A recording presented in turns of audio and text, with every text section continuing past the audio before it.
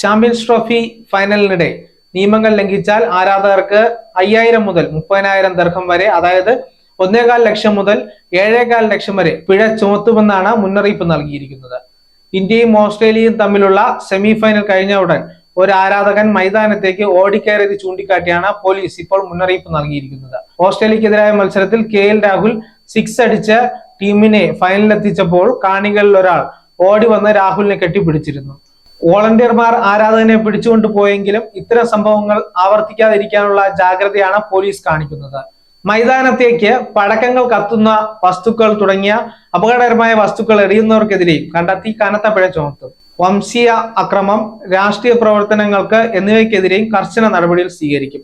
കൂടാതെ കളിക്കാർക്ക് നേരെ വസ്തുക്കൾ എറിഞ്ഞാൽ 10,000 ദിർഹം മുതൽ 30,000 ദിർഹം വരെ പിഴ ഈടാക്കുമെന്നും പോലീസ് മുന്നറിയിപ്പ് നൽകുന്നു. News desk zag news.